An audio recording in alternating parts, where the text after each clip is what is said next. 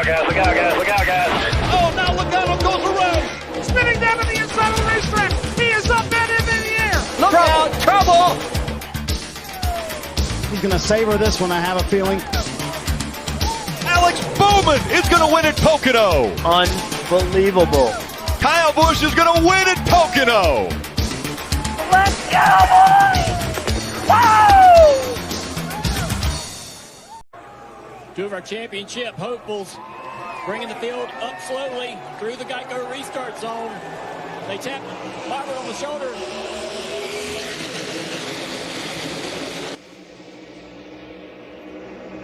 Just like that, they're off and running down into turn one, 3 and 4 wide.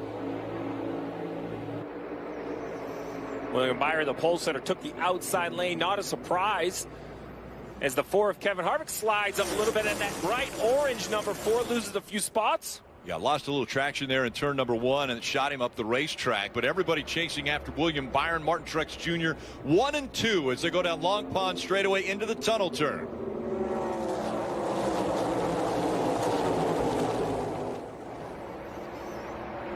Another long straightaway here as Byron trying to separate himself, and they're starting to get a little more single file as they work their way through 3. Off turn 4, off turn 3, actually. Here comes Byron. We got this race underway. Here comes the cars at speed.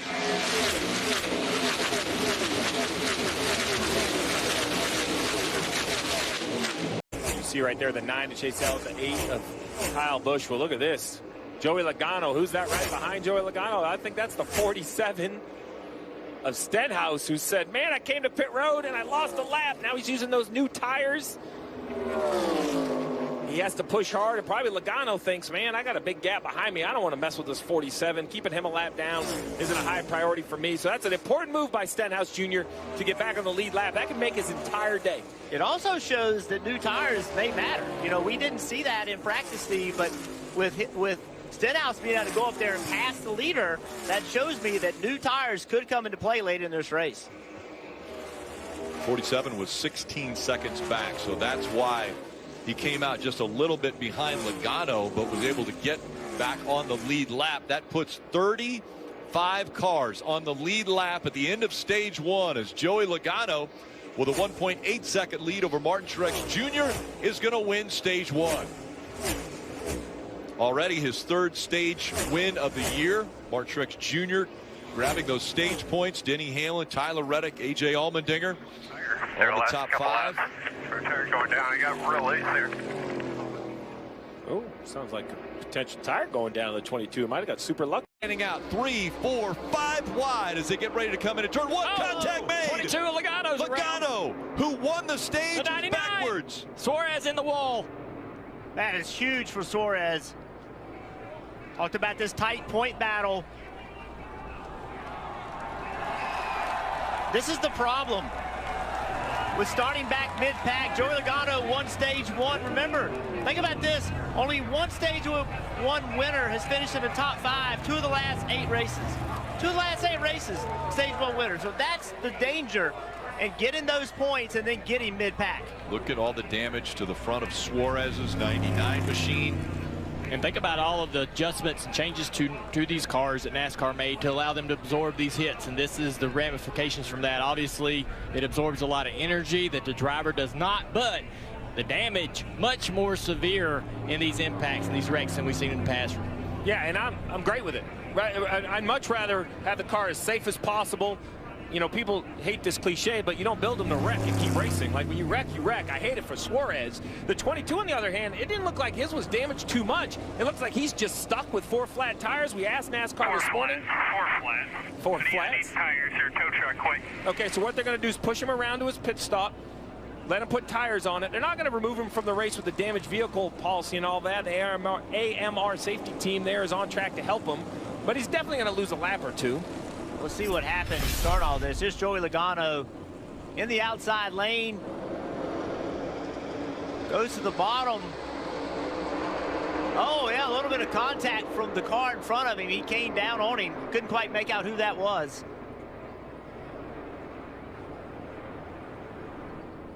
So there it is, the 45 of Reddick is on the outside of the 22, and the 22 is getting shoved around. Like, you know, he has some control, but when you're getting pushed that much, Jeff, you kind of are being steered by the car behind you, and you see it steer him into the left rear quarter panel of the 45 car Reddick.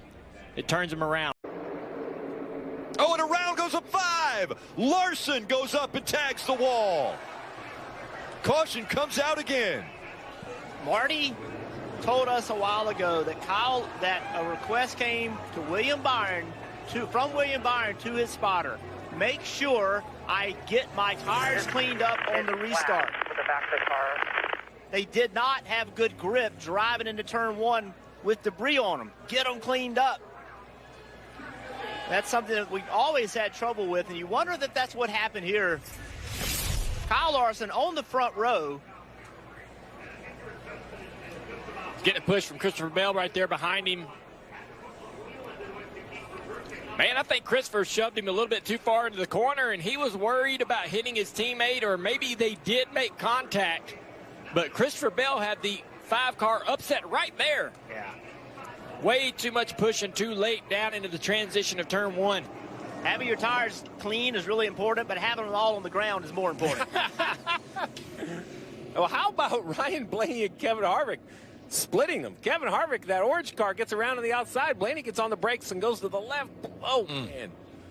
I just can't believe nobody made contact. I was seeing how hard he hit the wall.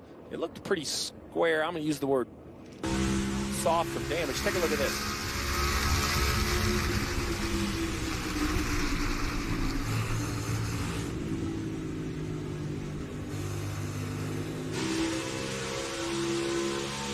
Riding along with Blaney.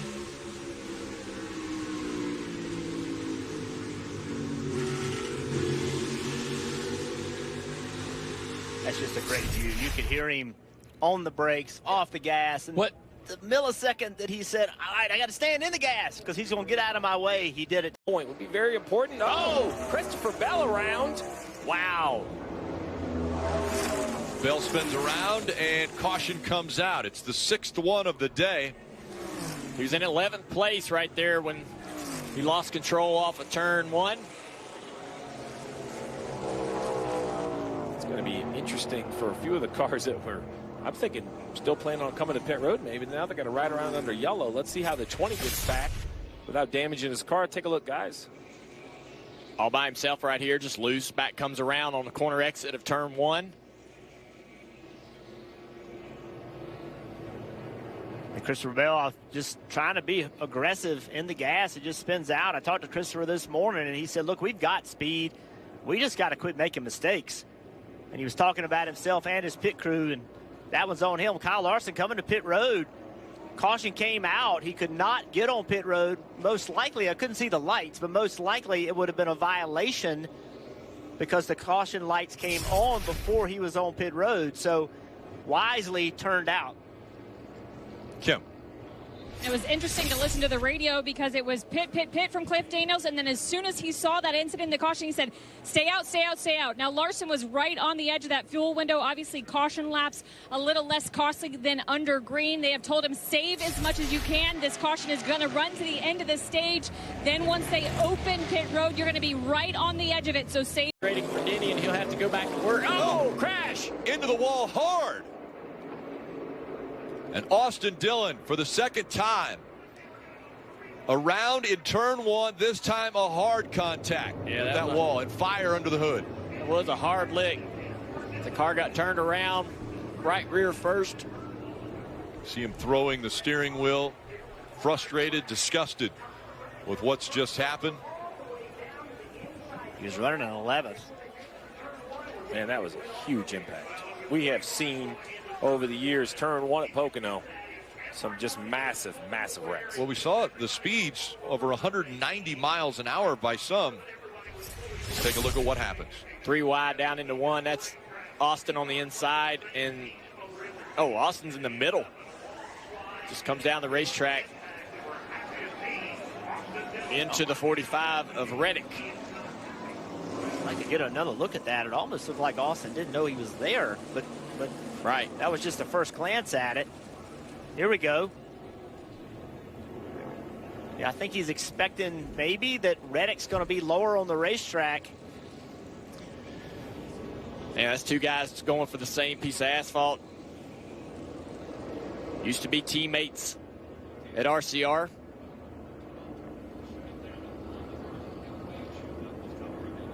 You see the contact now, and now Austin just along for the ride. There's nothing he can do. Locks it down. Big hit. Oh, helmet thrown at Reddick. Angry. And I can see his argument, but I can also see Reddick saying, hey, man, I felt like you crowded me on entry, but it's such a dangerous entry at high speed. You got to have a little give and take there. Austin Dillon out of the care center, got caught up in an incident after having a great run today. We saw the displeasure with Tyler Reddick. What happened and what message were you trying to send him? That I was mad. I don't know. I heard Junior's replay said that I came down a little bit. I felt like I was holding my own. He was at my left rear going in there. I knew we were 3 wide. I think I've got the right to at least hold my lane. I mean, I got to turn at some point to get down. Brad's on my outside, maybe a half lane up. But Tyler drove it in there. Obviously, I feel like he drove it in deep enough where he had to come up the track into me. We can look at the SMT and see the little fine movements that we make, but felt like that was not the time to do that when in the 45. Hate it for our breast-free team. We really sucked at the beginning of the race. We got the car much better, made some good strategy moves, but we just lived to fight another day, I guess. That was pretty rough hit, but yeah. Was the helmet throw enough, or do you need to talk to Tyler? No, I just need to start wrecking some people. There you have it. Austin Dillon not happy. Caution's out. That guy. Caution's out to 14 of Chase Briscoe is around. He came out of turn 4 or 3, and around he went. Now, there'll be another restart, and we have seen chaos on restarts today. Well, pretty heavy damage to the back of that car. Been a tough day for Chase and this team. They were running 30th, just had not had the speed. Yeah, they hit that top 10 a week ago at New Hampshire. I know that they were hoping that was going to be the moment, right, where the field, the season kind of flipped. Let's just take a look. Oh, boy. Oh, wow. Yeah, looks like you got a little help there from the 77. Ty Dillon was on the back bumper. So I wonder what happened a few laps before. Yeah, There's some definitely. kind of... Yes. That definitely had to have been a couple things going on during the lap to... We jumped to like chapter 2 of that book. There's a chapter down the straightaway. Oh, around goes a car in the back. The 48 of Bowman spins and brings the caution out. He was running in the 3rd position, and around he went. That's a tough break for the 48. I mean, his last top 5 was all the way back at COTA in March. He has not had a top 5 since returning from injury. He was in position today to get one. Let's see what happens. Looks like he's chasing the back of the car and just loses it. Denny's giving him some time, trying to allow him to gather the car up, and you can see Denny's allowing other cars to get underneath him. So 11 checks up, trying to help the 48, but I don't know if there was an issue, a flat tire, or, whatever was going on there, but the 48 goes in the corner and loses it. Do you remember what Martin Truex Jr. said when the late caution came out, when his teammate spun?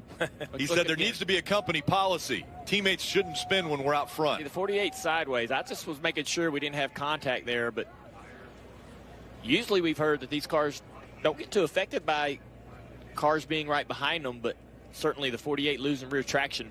Bowman on the radio said Denny wrecked him. Yeah, I mean, he probably will look at that. I mean, there's no contact, so. By the way, I'm pretty sure he just got loose. By the way, yeah, they're showing on TV. You were 6 minutes on this. And the crowd is loving it here at Pocono. Good push at the outside line. Reddick is not to the back of the 19. The outside line's going to have the speed, the momentum down into turn 1. Reddick not even close to the back of the 19. The 11 clears him, and now here comes Denny Hamlin to the inside for the lead through 1. He runs the 5 wide, almost into the fence. Up into the wall with the 5, and now the momentum Behind them, with the 19 of Mark Truex Jr., Larson loses the lead. Hamlin's out front. Oh, we got a crash behind him into the tunnel turn. A big wreck. Hard lick. That's Haley in the 31, and he is turned around. A lot of damage to the driver's side of the 31. And so the caution comes out once again. Harvick was also up there in the top 3. Great to see the window net come down for Haley.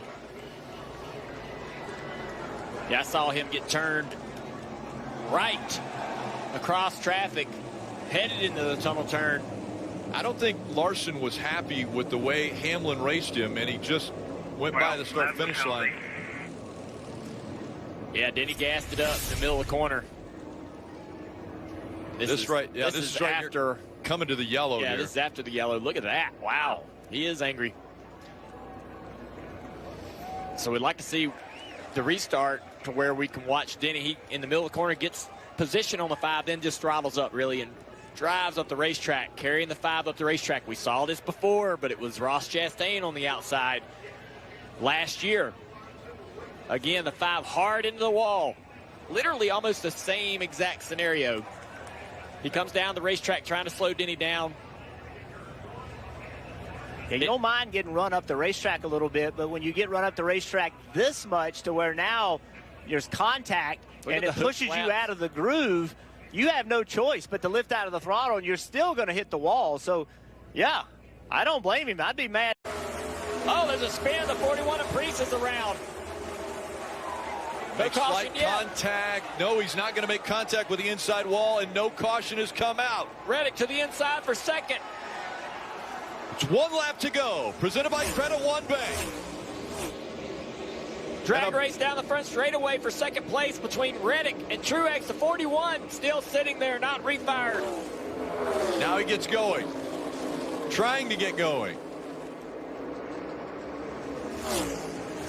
You see the flames coming out of the exhaust of the 41. He can't get it refired. They need to throw a caution right here. The caution does come out. That will put Denny Hamlin in victory lane.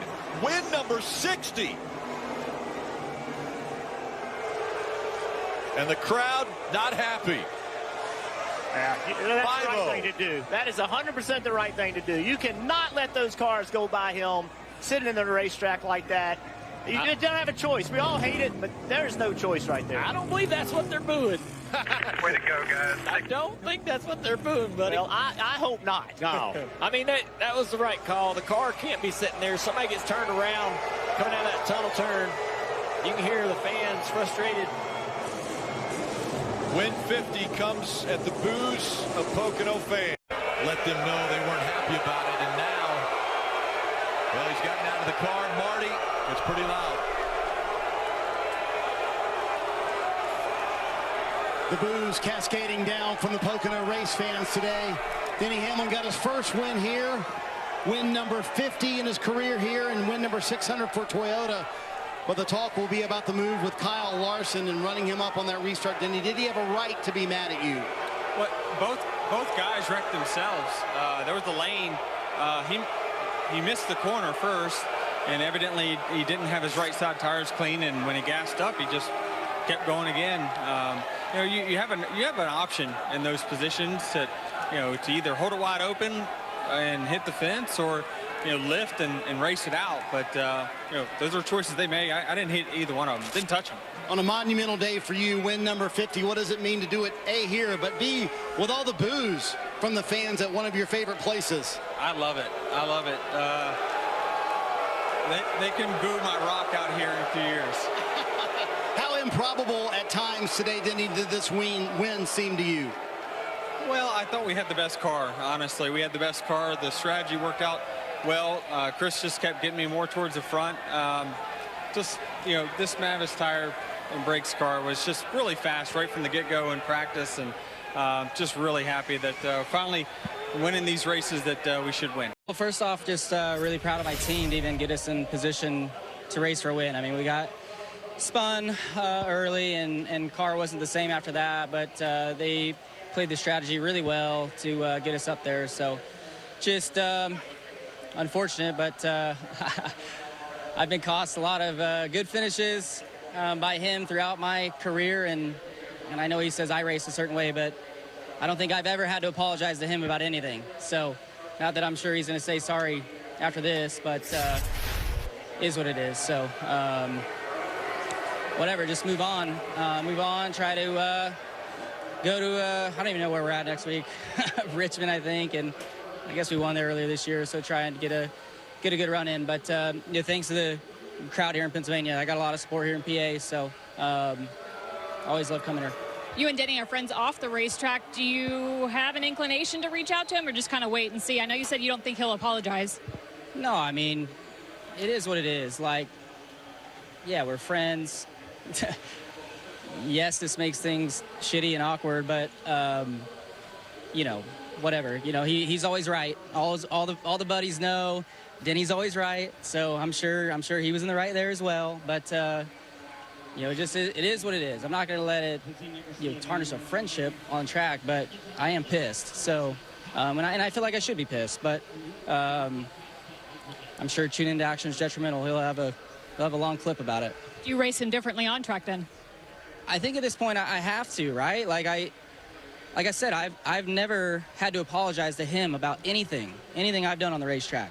I can count 4 or 5 times where he's had to reach out to me to be like, oh man, sorry, I put you in a bad spot there or whatever. And so eventually, like he says, you got to start racing people a certain way to get the respect back. So, he pulled the same move on Ross last year, which Ross probably deserved it, right? With all the stuff that he's done to Denny in his career. Again, I haven't done that to Denny, so I don't think I deserve to be run into before I ever got to the wall. And listen, he just kept talking to Kim. Kim did a great job. She asked great question, Kim Kuhn. But we see here, this is a replay of Denny Hamlin and Ross Chastain last year. He's already pulled this move. Denny can't be the victim. We played his radio. He was the victim. He puts himself in the victim position. Hey, you're not the victim here, Denny Hamlin. And when I looked at this one and we heard what Kyle Larson said, he said, Denny's always right. All his buddies know it. And he laughed about it because he knows Denny's not going to apologize for this. You see him come back here. It was a great race, man. I enjoyed every lap. I loved the strategy. I loved everything about it. The ending, I don't appreciate. I don't appreciate even 50 wins, what he's done. I don't appreciate that because we saw this same move last year, and that's just my opinion. I think the crazy part is he's been such a popular driver here forever, and they resoundingly booed him. Should he show more remorse for this win? No. He's not going to. That's not Denny. Well, should he? Yeah, listen, he's not going to. I'm not even going to go down that highway with you because that's not Denny Hamlin's personality. Kyle Larson said it. Denny's always right. People that are always right don't have remorse. They just go ahead and live their life in their world. And that's what Denny does. And that's fine because he is an incredible race car driver. He's able to take that and put it somewhere, and it's win at all costs, and we saw it here.